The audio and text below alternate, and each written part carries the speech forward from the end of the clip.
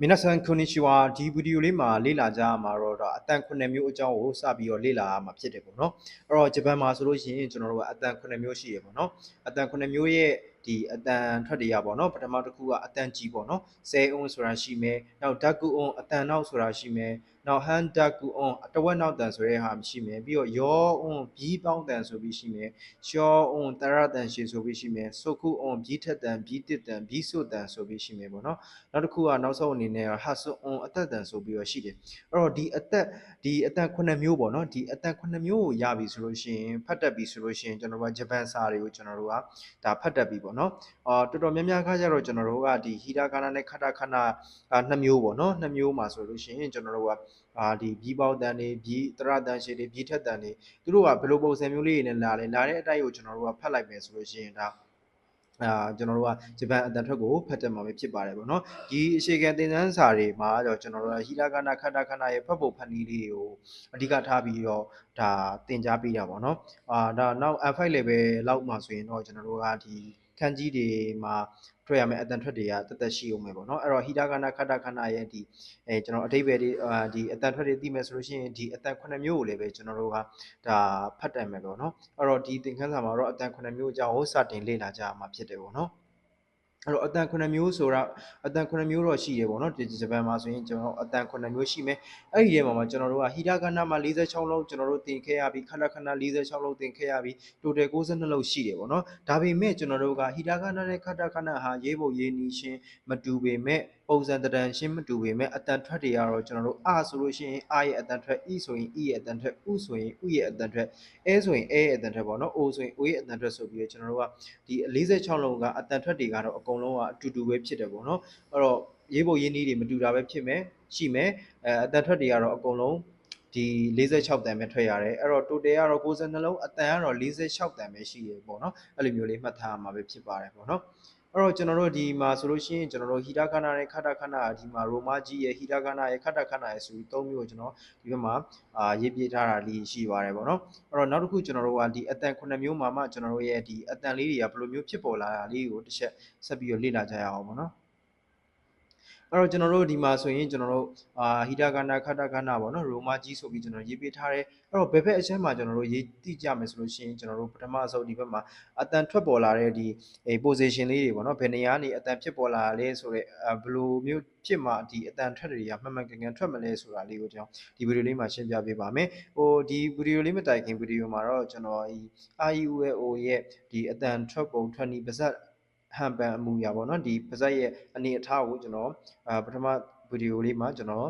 ်ပြပြခဲ့ပြီးပါပြီပေါ့နော်အခုဗီဒီယိုလေးမှာတော့ကျွန်တော်တို့ဒီအတန်တွေဖြစ်ပေါ်လာတဲ့ဟာလေးကိုကျွန်တော်တို့ကြည့်ရအောင်အဲ့တော့ကျွန်တော်တို့ a e u a o ဆိုတဲ့ဒီတရ၅လုံးမှာဆိုလို့ရှိရင်ကျွန်တော်တို့ရဲ့အတန်ကကျွန်တော်တို့ထွက်ကြည့်လိုက်လို့ရှိရင်ကျွန်တော်တို့ရဲ့အာရင်းကနေပြီးတော့ထွက်လာတဲ့အတန်မျိုးဖြစ်တယ်ပေါ့နော်အဲ့တော့အာခေါင်ဒီအရင်းကနေပြီးတော့ထွက်လာတဲ့အတန်တွေက a e u a o ဆိုပြီးတော့၅လုံးဖြစ်မယ်ပေါ့နော်အဲ့တော့ဒီမှာကတန်းရယ်စတန်းရယ်တတန်းရယ်နာတန်းရယ်ကတော့ကျွန်တော်တို့ရှာဖျားလေးကိုအသုံးပြုပြီးတော့ထွက်ပေါ်လာတဲ့အတန်လေးတွေဖြစ်တယ်ပေါ့နော်အဲ့တော့ကျွန်တော်တို့ထွက်ကြည့်ကြမယ်ပေါ့နော်ကကီကုခေကိုစာရှိစုစေဆိုတာရှိစုတေတိုနာနီနုနေနိုအဲ့လိုမျိုးကျွန်တော်တို့ကဒီကရဲ့စရဲ့တရဲ့နရဲ့ဆိုရဲ line လေးတွေကိုကျွန်တော်တို့ဖတ်ကြည့်လိုက်မယ်ဆိုလို့ရှိရင်သိတာတယ်ပေါ့နော်ကျွန်တော်တို့ရှာဖျားလေးကိုအလုပ်ပေးပြီးတော့ကျွန်တော်တို့ကဒါအတန်ထွက်ရတာပဲဖြစ်တယ်ပေါ့နော်နောက်တစ်ခုကျွန်တော်တို့ဟဆိုလို့ရှိရင်ကျွန်တော်အာရင်းတန်နဲ့ထွက်ရမယ်ပေါ့နော်အဲ့တော့ကျွန်တော်တို့ဟတန်လေးကိုထွက်ကြည့်မယ်ဟုတ်မဟုတ်ဟဟီဖူဟဲဟိုပေါ့နော်အဲ့တော့ကျွန်တော်တို့ကဒီအာရင်းကိုအသုံးပြုပြီးတော့ပေါ့နော်ခြာရင်းအာရင်းကိုကျွန်တော်တို့အသုံးပြုပြီးတော့ဒါဒီဟလိုင်းလေးကိုကျွန်တော်တို့အတန်ထွက်ရတာပဲဖြစ်တယ်ပေါ့နော်နောက်တစ်ခုကျွန်တော်တို့မမီမူမဲမို့ဆိုတဲ့အတန်လေးကိုကျွန်တော်တို့ထွက်ကြည့်ရအောင်အဲ့တော့မမီမူမဲမို့အဲ့ဒါဆိုရင်ကျွန်တော်တို့ကမမီမူမဲမို့ဆိုတဲ့အတန်ဖြစ်ဖို့အတွက်နှခမ်းလေးကိုကျွန်တော်တို့ကဒါထိပြီးတော့ထွက်ရတာပဲဖြစ်တယ်ပေါ့နော်အဲ့တော့သူကနှခမ်းထိတန်နဲ့ကျွန်တော်တို့ကထွက်ရတယ်ပေါ့နော်နောက်တစ်ခုရယူယောသူကတော့အာရင်းတန်ပဲဖြစ်တယ်ပေါ့နော်အာရင်းကနေထွက်လာတဲ့အတန်မျိုးဖြစ်တယ်နောက်ရှာပြတန်လေးကျွန်တော်တို့ဖတ်ရမယ်ဒီမှာဆိုရင်ကျွန်တော်တို့ကပထမဒီဟီရာဂနာခတာခနာရေးဖို့ရေးနည်းတင်တဲ့အချိန်မှာလည်းကျွန်တော်ပြောခဲ့တယ်ပေါ့နော်ရကောက်အတန်ရကောက်အတန်ပေါ့နော်ရကောက်အတန်ထွက်လို့လည်းရတယ်လို့ကျွန်တော်တို့လအတန်လည်းထွက်လို့ရတယ်ပေါ့နော် အဲ့တော့ကျွန်တော်တို့ဒီမှာဆိုရင်အားလုံးလဲဖတ်တဲ့အောင်လာတန်လေးနဲ့ထွက်ပဲပေါ့နော်အော်လာလီလူလဲလောအဲ့တော့ဆိုလို့ရှိရင်ကျွန်တော်တို့ကရှာဖျားလေးကိုအသုံးပြုပြီးတော့ဒီတန်းလေးကိုကျွန်တော်တို့ထွက်ရတယ်ပေါ့နော်အော်နောက်တစ်ခုကကျတော့ကျွန်တော်တို့ဝပေါ့နော်ဝဆိုလို့ရှိရင်ကျွန်တော်တို့ကနှက်ခမ်းထိတဲ့ဝအိုပေါ့နော်နောက်တစ်ခုကတော့ဆိုတဲ့အတန်ထွက်လေးဖြစ်တယ်ပေါ့နော်သူကတော့ပါဇက်ကိုပိတ်ပြီးတော့မျိုးချပြီးတော့ထွက်ရတဲ့အတန်ပေါ့နော်ဆိုတဲ့ဟာလေးပေါ့နော်အဲ့ဒါကိုအင်းလို့လည်းထွက်လို့မရအောင်နော်အဲ့ဒါလေးကိုသတိထားမယ်အဲ့တော့ဒီကိုဘယ်လိုမျိုးထွက်မလဲဆိုလို့ရှိရင်ကျွန်တော်တို့ကပါဇက်ကိုပေါ့နော်ပါဇက်ကိုပိတ်ပြီးတော့ဆိုတဲ့အတန်မျိုးဖြစ်ရမယ်ပေါ့နော်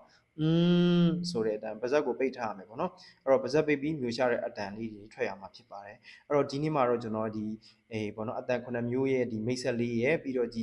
ဣရကနာခဏပေါ့နော်ဒီအတန်ထွက်ဒီ46တန်ပေါ့နော်ဒီ46တန်ရှိမယ်ပေါ့နော်ရေးပုံရင်းကြီးကတော့62လုံးရှိမယ်ဟိတခဏ46လုံးခဏခဏ46လုံးရဲ့ဒီအတန်9မျိုးကိုစပြီးတော့မိတ်ဆက်တာအပြင်ဒီအတန်ရဲ့ထွက်ပုံမှန်ကန်လေးတွေကိုပေါ့နော်မှန်ကန်ထွက်ပုံထွက်နည်းလေးတွေရှာပြချရင်အားရင်ဒီနှကန်းထိတန်လေးတွေကိုကျွန်တော်ဒီဗီဒီယိုလေးမှာရှင်းပြပေးတော့မှာဖြစ်ပါတယ်နောက်ဗီဒီယိုလေးမှာတော့ကျွန်တော်တို့အတန်ကြီးပေါ့နော်ဆဲအုံးလေးကိုစလေ့လာကြရမှာပဲဖြစ်တယ်ပေါ့နော်